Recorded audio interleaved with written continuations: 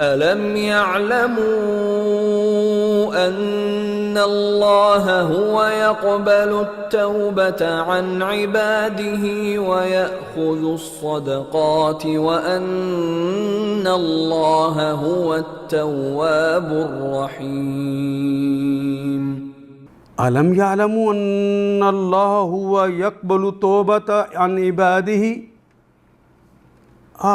کیا لم نہیں یعلم کیا انہیں پتہ نہیں ہے، کیا انہیں علم نہیں ہے تو یہ مضارع کی علامت، لیکن لم کے ساتھ نفی ہوئی ہے، ترجمہ مضارع میں کریں گے۔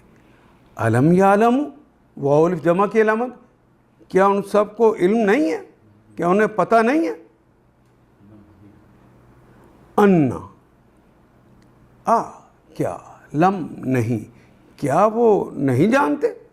واو الف جمع کی علامت، انا بے شک اللہ ہوا یقبل، ہوا وہ ہستی ہے، یقبل جو قبول کر لیتی التوبہ، وہ توبہ جو اس کے ہاں قابل قبول ہے، اسی طریقے سے وہ توبہ کی جائے۔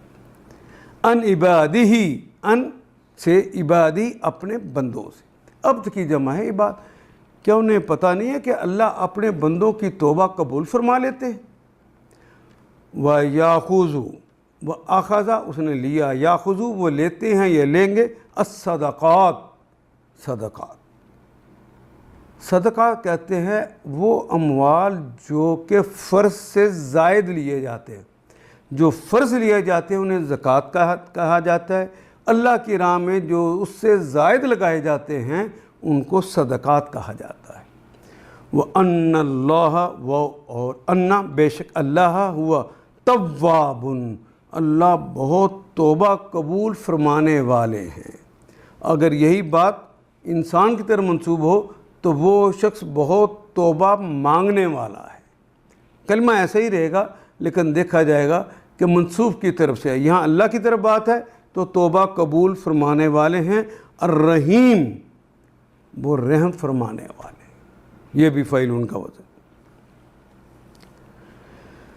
اللہ اکبر، کیا ان لوگوں کو معلوم نہیں ہے؟ علم یعلم کہ وہ اللہ ہی ہے جو اپنے بندوں کی توبہ قبول فرماتے ہیں اور ان کی خیرات کو قبولیت عطا فرماتے ہیں، اور یہ کہ اللہ بہت معاف کرنے والے اور رحیم ہے۔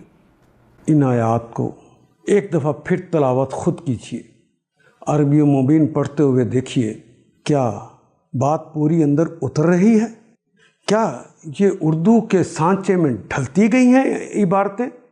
اگر بات سمجھ آنی شروع ہو گئی تو الحمدللہ یہی ہمارا ہدف ہے اور یہ ہدف پورا ہو گیا۔ اللہ میرا اور آپ کا حامی و ناصر۔ الف لام